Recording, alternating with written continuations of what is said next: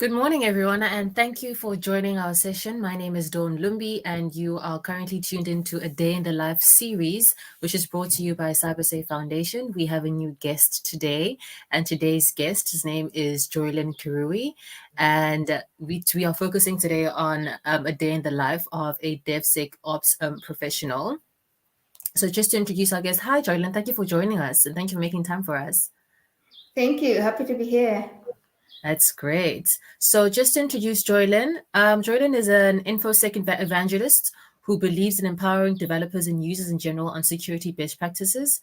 She has vast experience in web and mobile app security testing, DevSecOps, and GSM security, having previously worked in the telco industry. She has a passion for mentorship and training students and empowering them, and hence she's here with us today to just give us some insight and light on what she does. And she has spoken in several conferences where she shares her knowledge in cybersecurity and software development. She's among the top 50 women in cybersecurity Africa 2022 finalists, Women Hacker of the Year Africa 2020 finalists, and Young CISO Vanguard 2022, among others. Currently, she is a senior cloud security advocate at Microsoft, and she focuses on DevSecOps on GitHub and Azure, which includes application security. Wow, what a mouthful, Joylin. Congratulations for your achievements. I literally feel so proud, like just, saying all of this. How do you feel about your achievements thus far? Um, it's doable. I feel proud of myself for sure. Absolutely. Yeah. Absolutely. You have a really great bio. So, just before we get into the questions, we'd like to remind everyone that the importance of the Day in the Life series is for Cyber Girls Fellowship, or Cyber Girls who are enrolled in the fellowship, and other cybersecurity enthusiasts to be able to just get more insight and direction on what it takes and what it means to have a career in cybersecurity. And it's also a great learning point for them to understand the different fields and the different careers that exist in cybersecurity, because as we know, cybersecurity is not a monolith. So a lot of things can happen. You can exist and you can reinvent yourself in your career in many ways. So we're grateful to have someone like you here, Joylin, to just shed light on what the DevSecOps profession is specifically about. So just to get into it, please tell us about your journey into DevSecOps. Was there a particular influence or deciding factor in your decision to choose this career path? And in that, did you experience any challenges in accessing your career journey and moving, and what motivated you to continue? Thank you, Don. Maybe I'll just go a bit about like where I started from in Hmm. cybersecurity. As you mentioned, the importance of having a day in the life. So at Hmm. least you can understand that there are several other fields within cybersecurity. So I actually started off as an information systems auditor Hmm. and then pivoted over to the defensive side of cybersecurity as a SOC analyst, and then pivoted over again to offensive security. So what you call security assurance. So whereby you're trying to emulate a hacker, trying to infiltrate a system, thinking like a hacker. And then somewhere around there, I started managing a team, and how I got into the journey of DevSecOps was long time ago, around 2017. A colleague Hmm. of mine had gone to DockerCon in the US, and at that time, he saw a lot of stuff that's happening within other big tech companies. At that time, I was working at Safaricom. And I remember that time he was quite impressed by the way Netflix was implementing Hmm. security, which at the time I think we were not even talking about DevSecOps. So we saw how Netflix were doing it, and then decided, okay, that's something we can do within Safaricom, and that's how I sort of got into DevSecOps, even without knowing that the term is called DevSecOps. So it was later on, after we had started the initiative, that now we started adopting the terminology DevSecOps and even the principles of DevSecOps. Yes, because prior to that, we were integrating security within the pipeline, but not the way it should have been. So it was a bit hectic. Mm, So with getting into the journey of DevSecOps, that's when we wanted to now see, okay, so what's being done out there? How is mm, Netflix security out there? So the development life cycle, and how can we borrow such principles? How can we be able to do this within a big tech in Kenya? mm, So that's how it was. It was because at that time it was just more of pioneering it within Kenya, and I would say even within Africa, because very few people are doing it at the time. So yes, so I started off DevSecOps sort of like a pioneer at the time.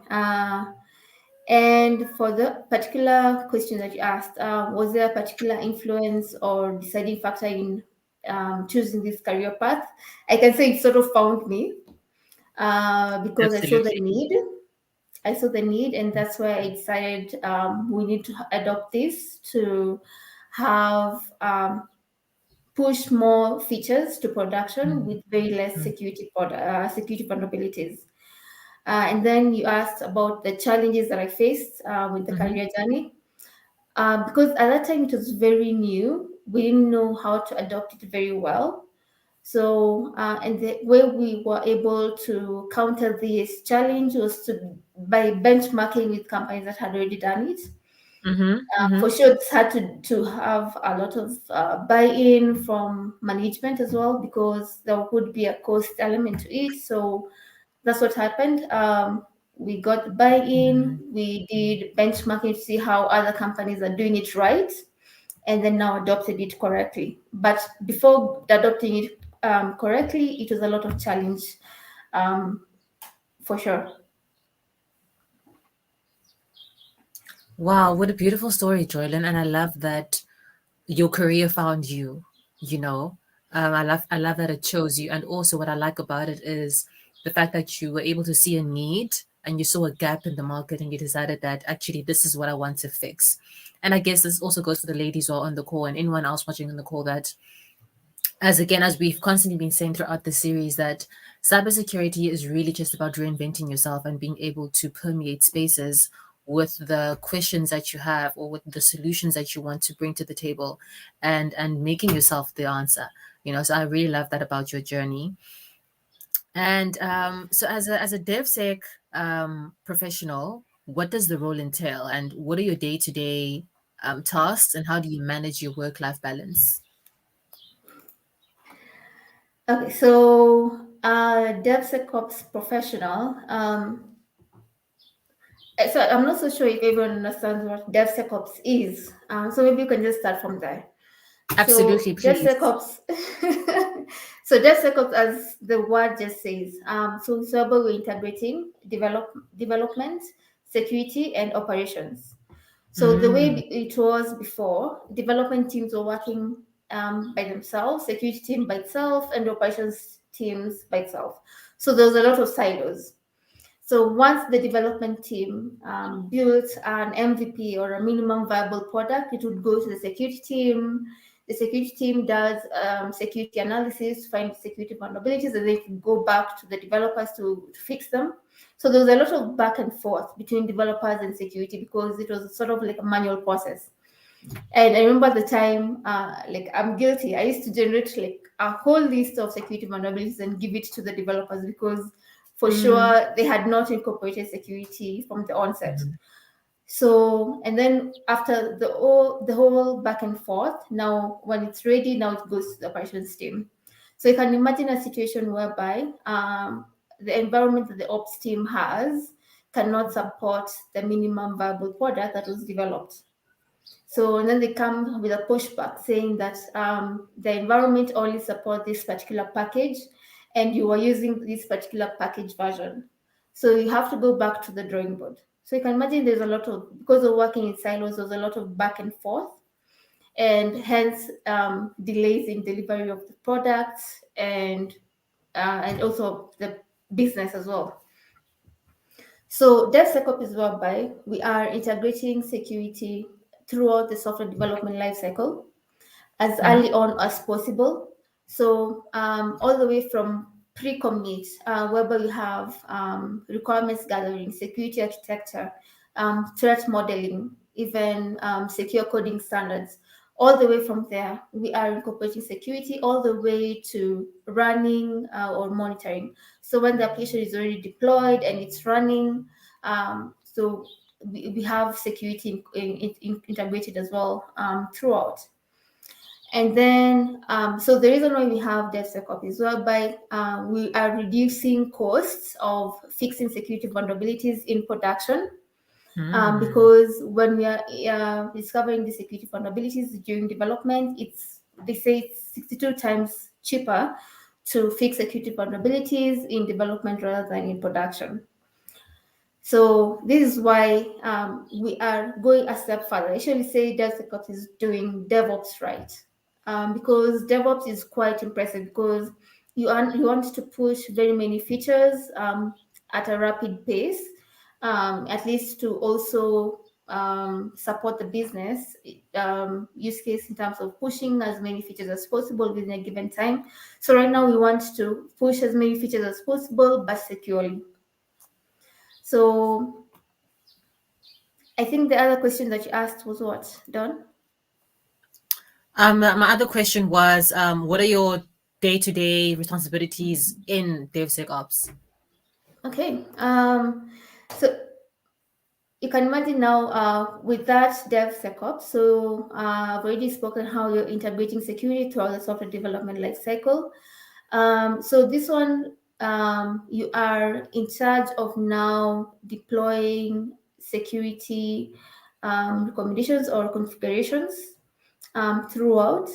So a day today would be whereby you have already these tools. Let's say you have developers using, uh, okay, let's say we have this particular security tool. We can have commercial tools like Veracode, open source tools like Bandit, which scan your security code for vulnerabilities. So you are in charge of integrating it within your pipeline. So at least whenever they push, whenever they trigger the pipeline for it to go to production, they catch the security vulnerabilities as soon as possible. So for us, it's more of integrating and these tools, making sure that the tools are well integrated and making sure that they're well utilized as well. Because there's no need of using a tool and having feedback from that tool, and yet it's not utilized by the end users. So I would say yes. So the day to day would entail identifying the need, identifying what tools need to be plugged into the pipeline, and combine also the development and the security team and the operations team to work together to make sure that all of them are the needs are incorporated within the pipeline, and adding tools which are needed within the pipeline which are also consumed by the end users. So I'd say in general that's the way it is. So you can imagine in this case you have to understand like what developers do, what the security team needs, and what the operations team need. So it's a lot for sure. That definitely sounds like a lot. And Jordan, you mentioned that Yeah. so DevSecOps is development, developing or security operations, right?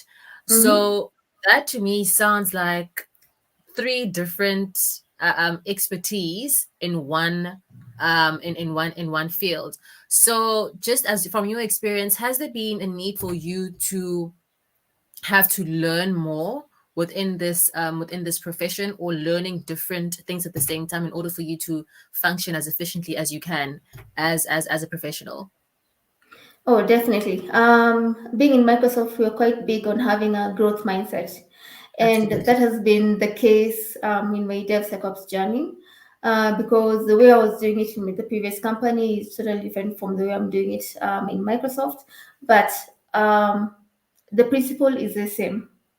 Hmm. So it depends. So you have to customize it according to the needs of your particular organization, and now draft it like what needs to be done within your organization. So if you're using this particular web servers, so you have to learn some scripting as well. You have to learn you have to learn some scripting languages. You have to learn some automation tools as well. Some that we use are like Chef, Ansible as well. You have to Mm-hmm. learn cloud technologies because nowadays most organizations are moving to the cloud, and there's also a push to having multi-cloud integrations as well.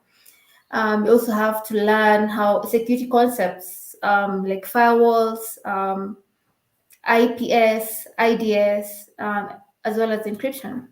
You also have to learn CI/CD, continuous integration, continuous delivery. You also have to learn Linux for sure. These without when you get diving into DevSecOps, it's very important for you to learn Linux commands as well.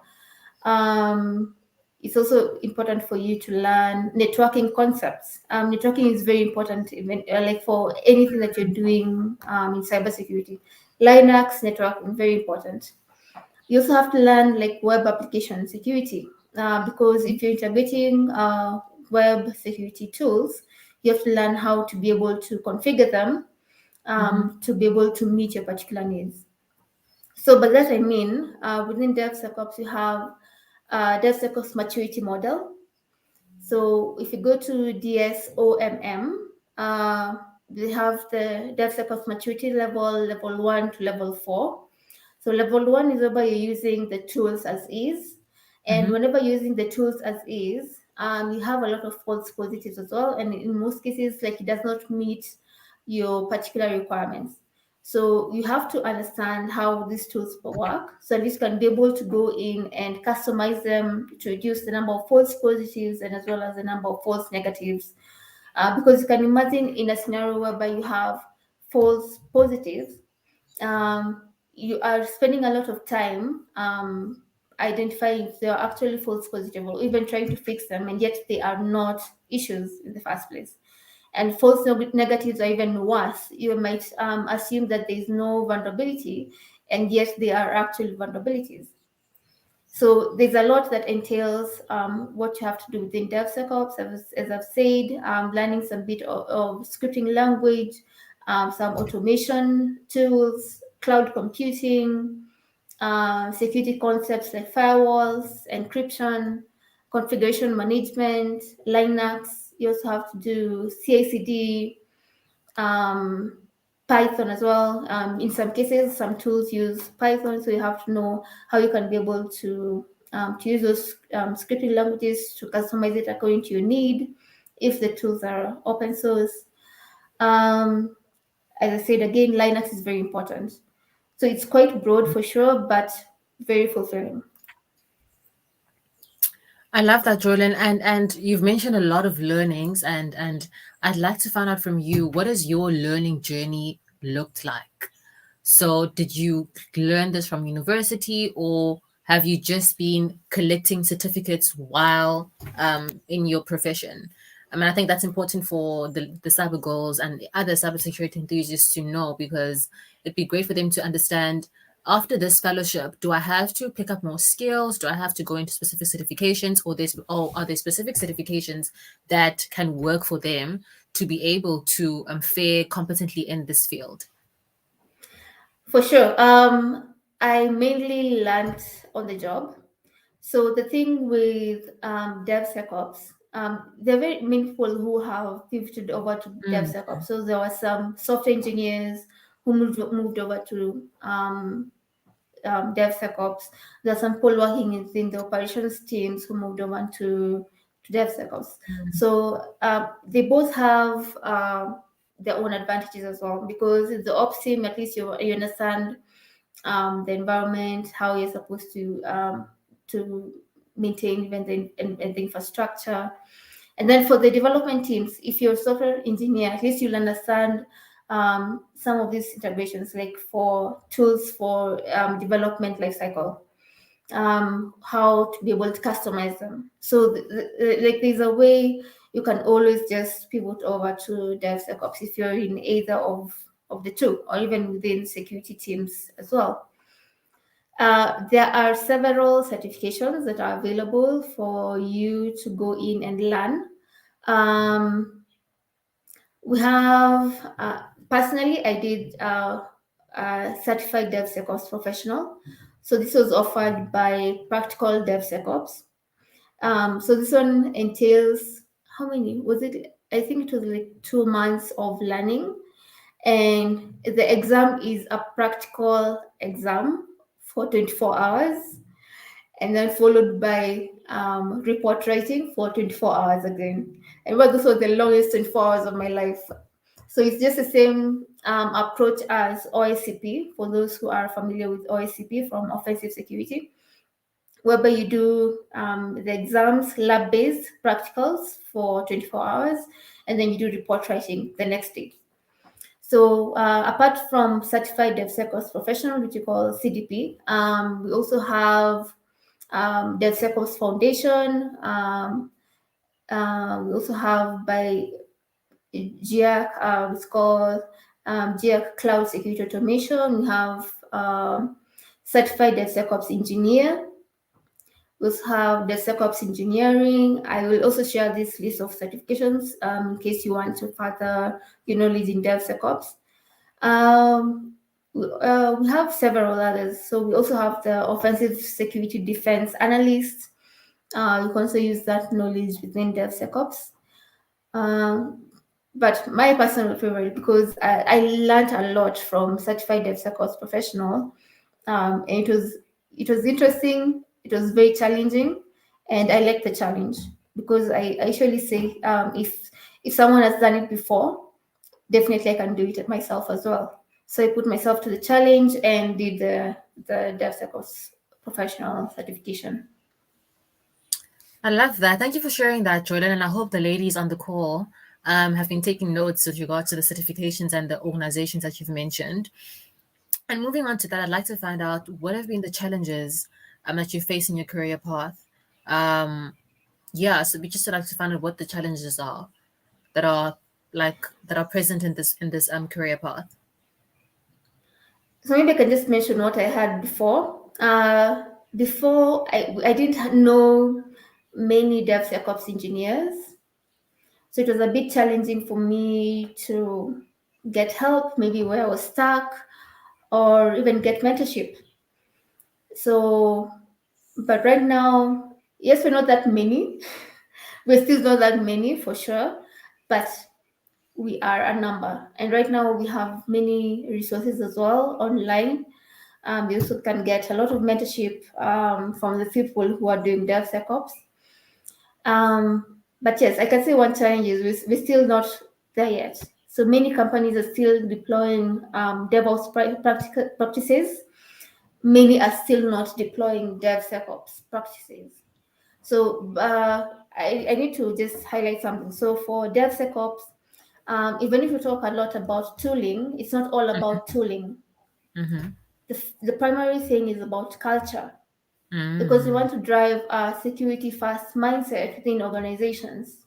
So even if for developers, whenever they're coding, we want to instill a security first mindset whenever they're developing. Because I usually say for developers, they know whenever they're using maybe improper standards for coding, stuff that are not best practices. And I usually say that they are actually our first line of defense.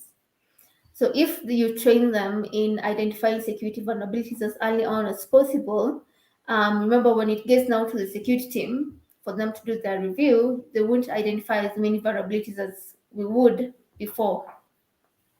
Okay, so also we're reducing the time to delivery. So remember, yes, it's a security first mindset where everyone is responsible for security. So security is everyone's responsibility for sure. Mm-hmm. All right, so security first mindset. Love that.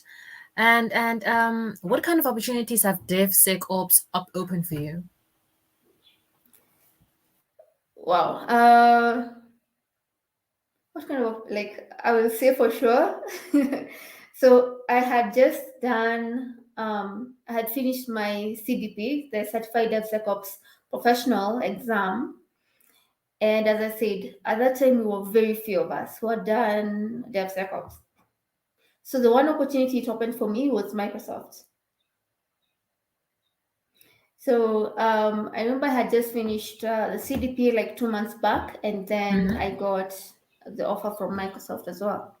So it's something Mm, that I had done, and that's I how love that's the that. biggest opportunity it opened for me. Yeah. I love that. I absolutely love that.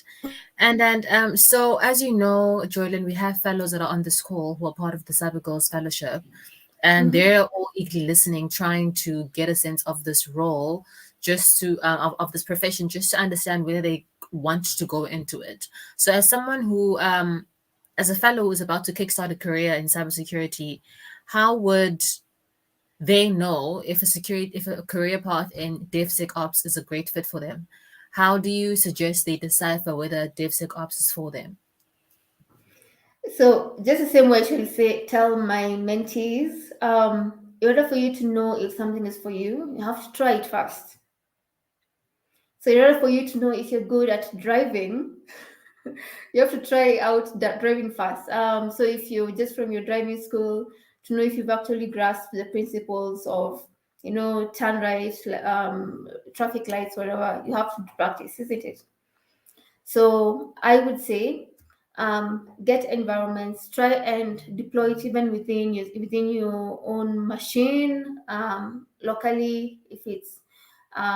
If you're using various CI/CD platforms, it can be like GitLab CI/CD, GitHub Actions, Azure DevOps, like playing around with them, deploying the various principles for DevSecOps, and if you can do the hands-on workshops as well, for you to understand if this is actually for me. They're just the same way. If you want to understand if SOC analysis is for you, try to integrate a SIEM, try to let's say attack a particular environment, see if you'll actually capture the events or the incidents, and try to see if you can actually do incident response.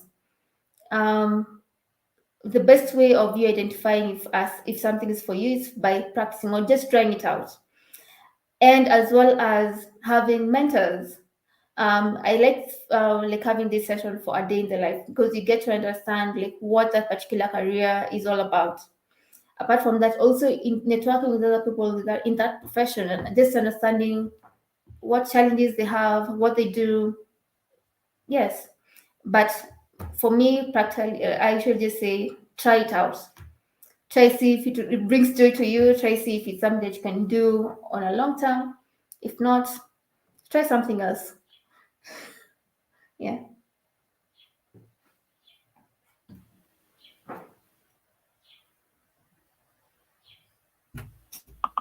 Thank you for that, Joylyn. And I mean, you've shared a lot about DevSecOps, but I wanted to find out. So, within this field, are there other career paths that someone who gets trained in this field can pivot into further on in their career? And if they are, what are those paths? That's an interesting one. So maybe I can just start by the kind of job that you can do within DevSecOps before pivoting. So the kind of jobs that I've seen in the job market, some are hiring for DevSecOps engineers, others are hiring for DevSecOps software engineers for them to target mainly the development side. And then some are hiring for cloud security engineers as well. So cloud security engineering is also a component for DevSecOps. And then we also have DevSecOps leads, senior DevSecOps engineers, cloud and DevSecOps architects as well. So the architect would be trying to see what should be deployed in an organization, how to put the big picture, how to set up the whole pipeline. Um, with the knowledge of DevSecOps, you can pivot over into even if you have the knowledge of software engineering, you can go back to software engineering. And because I've seen some people who are software engineers, but they are now in charge of security. So, like, they would be the allies to the security team as well. Even within operations team, you can pivot over to security to operations. So that's a good thing. I think you are sort of touching the development side, the security side, and the operation side. I can say the opportunities are endless. Um, but in terms of pivoting over from DevSecOps, um, careers would be a lot more for sure within security itself, because with DevSecOps, you are covering almost every aspect of security. So if you see, we mentioned network security, we mentioned mobile, like application security, it can be web, mobile application security. It can be infrastructure security, because there's some organizations also hire just for infrastructure security, others hire for web application security engineers.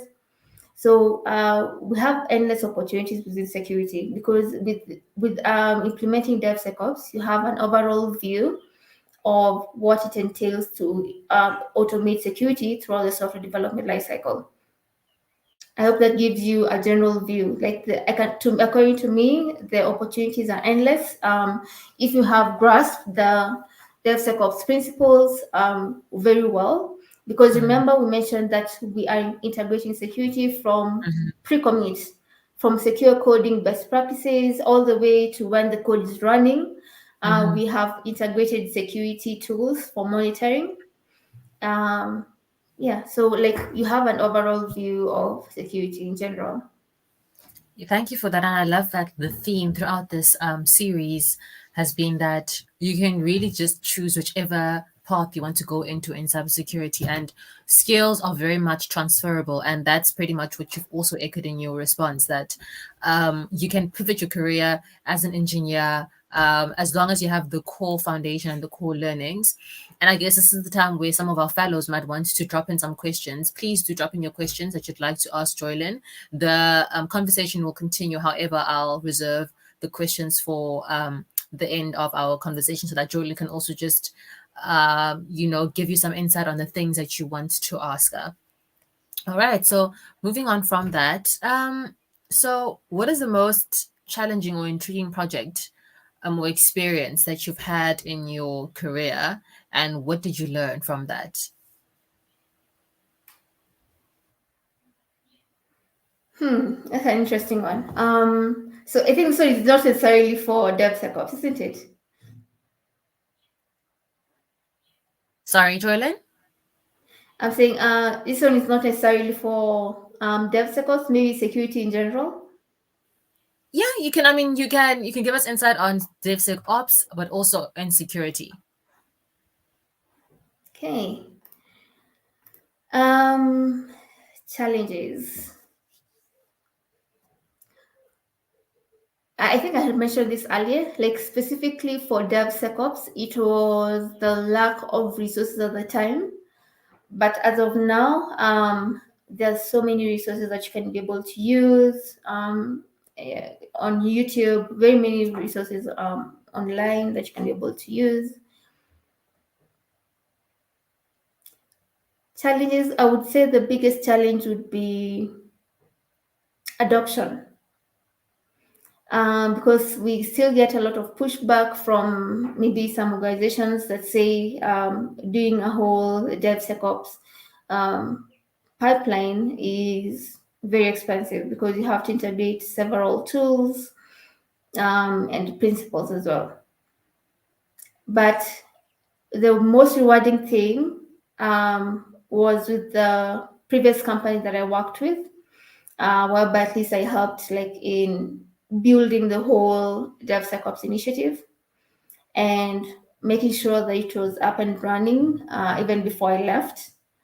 And I'm usually very proud to see like even how they've advanced it to where it is right now. Um, and as well as I think my biggest achievement within security was my previous team as well. I don't know if they're watching, but so most of them ended up even going to multinational organizations. Like Wow. it's yeah. So I have two of them who joined over to Microsoft, Mm, two moved over to AWS. Um, like they're just all over right now.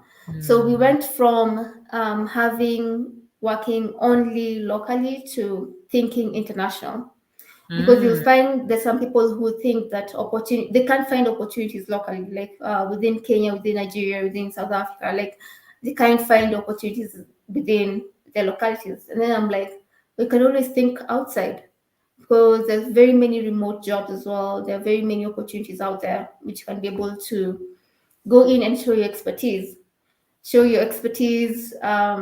what you've been able to do throughout your journey. Because trust you me, the skills are the same everywhere. mm. Yeah. And speaking of skills, Joylyn, are there any specific skills that you'd advise fellows to have within this field? And I mean hard skills and soft skills. So what are the kind of skills that someone who's interested in joining DevSecOps should have? Oh my. I think one thing, remember, we are trying to break the silos. We're working with developers and operations team, and also within us, the security teams. So you also have to know stakeholder management, how you can be able to work with all those teams. So the same Mm, way, like in school, remember, the same way the teachers would give you group projects, so at least you mm, can test how you can work with others. So that's a very important skill in the job market, how you can be able mm. to work with others. Absolutely. Because yeah. And I mean, stakeholder management is something that you can really learn on the job.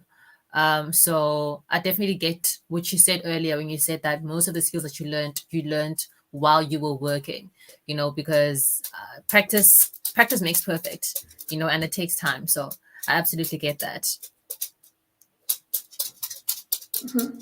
And also, apart from maybe stakeholder management, you need to be a team player as well. Mm, Deliver whenever you are needed to deliver, even go above and beyond, and also get the technical skills mastered.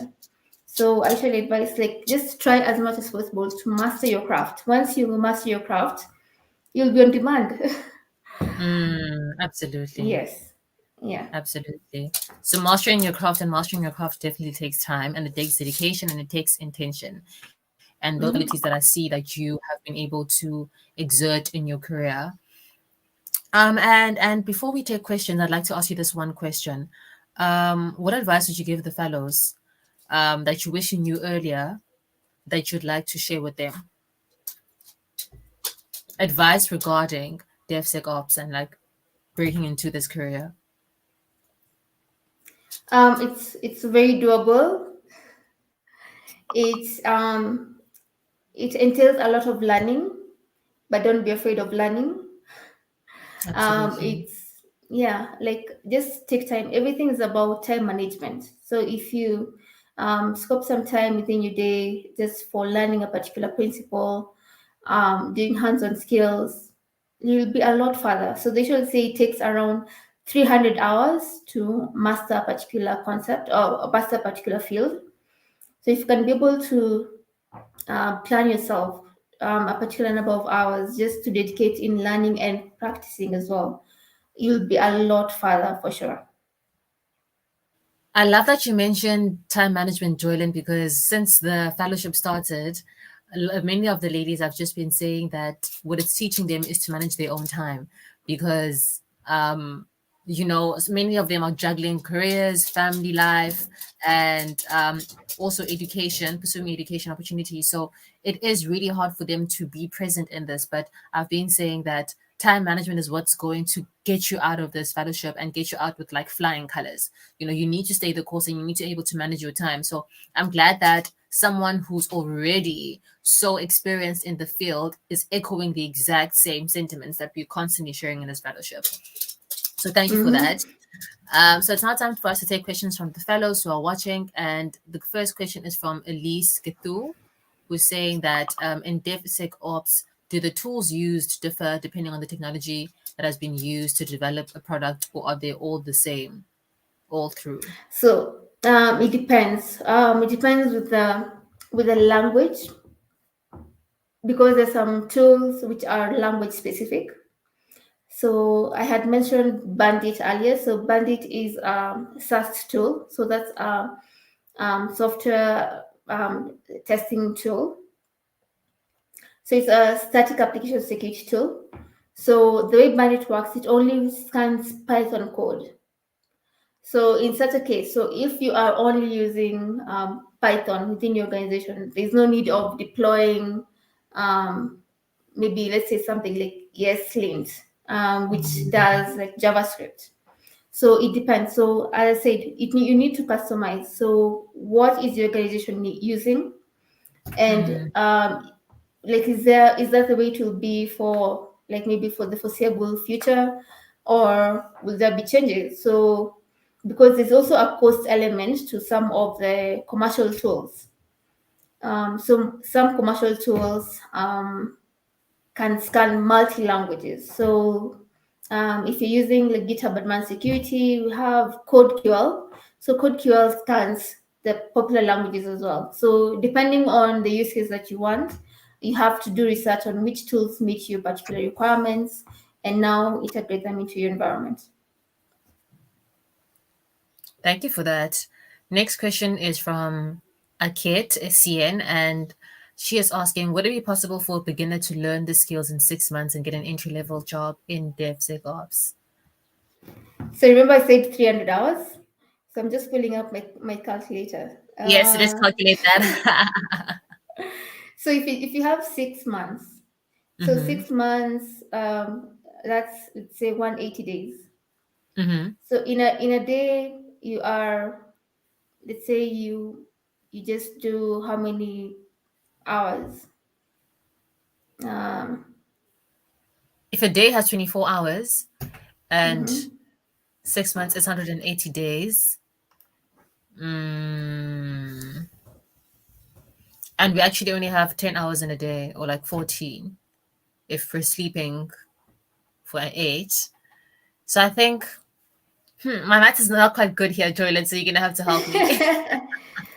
So I need to correct something. I had said 300 hours. No, to master a particular skill, you need Uh-huh.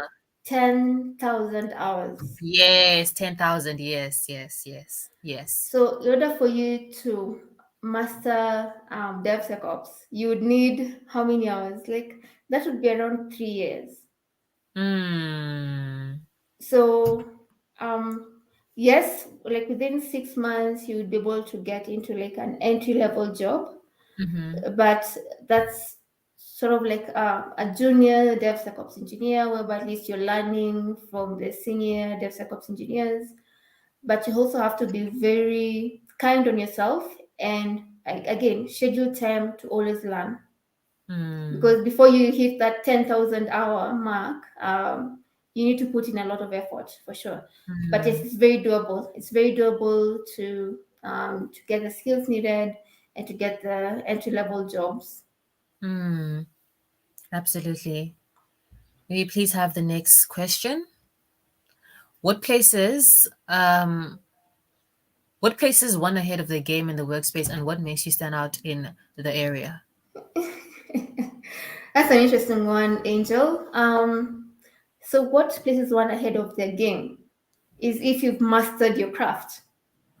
Of course. Remember, I'll give you a scenario. So if you have a particular business need, so the business wants to meet to deploy, let's say, 10 features. So if you are the one who goes in and meets that particular business need, what will the business do? They will see that, oh my, there's someone who's very competent, that they can be Mm-hmm. able to do what's needed. So that when I've seen a lot of people get promotions to that, as in identifying the business need and filling that need. Mm, In most cases, most people like just do the bare minimum. You go in, you're given your job descriptions, and you just do that. In order for you to stand out, you need to go above and beyond. For sure, that will take a lot of your time, but It depends. If you want to just stay in that particular role, you can do that role. But if you want to grow and be identified, you need to go above and beyond. Absolutely, above and beyond and mastering your craft, of course. And another question from Celestine Juma: can you take DevSecOps if you're from a non-IT background? That would be very difficult. So Mm, by that I don't mean if you have like a degree, if you don't have a degree in IT. mm-hmm, So from the experience that I've had, I've interacted with very many security professionals who do mm-hmm, not even have degrees, who mm, did not do computer science, who did not, who even did like electrical engineering. So whatever you're doing right now is what matters. It doesn't mean that because you did hospitality, you can't get into cybersecurity. No, it's very right. doable. All right, thank you for that. And then our last question is from Loyalhood, and she says, "Hi, Jordan. I'd like to know if you feel it is necessary to belong to any professional bodies so as to stay abreast of latest developments in the cycle. Do you belong to any? And if you do, please share examples." Ooh, Good question. for DevSecOps specifically, do you have any? As I said, it's very new field. Because like I can count the number of people who've done like the certified DevSecOps professional, even within Africa, very few have done. Um, I'm not aware of any professional body, but for myself, I am part of the IC squared membership body, having done CCSP and as well as CISSP. And I'm also part of the ethical EC2 council, the one that has CEH, certified ethical hacker certification. Um, yeah, so I'm just part of those bodies, but I am not aware of one for DevSecOps for sure right now. Uh, yeah.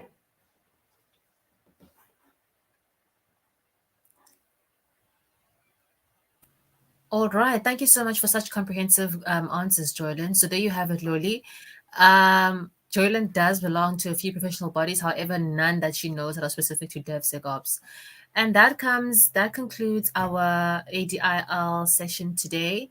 Thank you so much for joining us, and thank you for volunteering your time and your expertise to come and speak to the ladies. We'd also like to send a thank you to our technical partners who've made these sessions possible, which include the InfoSec Institute, Cisco Networking Academy, Practical DevSecOps, ArcX, Microsoft ADC, and ATO, Security Blue Team, Hack the Box, Checkpoint Secure Academy, AWS Training, and Certification. So there you have it, ladies. I hope you've learned as much as you could from this session, and I hope you will take from what Joylyn has shared. Joylyn, I'd like to wish you all the best in the progression of career, and may you continue empowering young women, mentoring them, and also I think a lot build careers and also just build, paths that are going to be beneficial for them and their communities. All the best for the future, and thank you for joining us.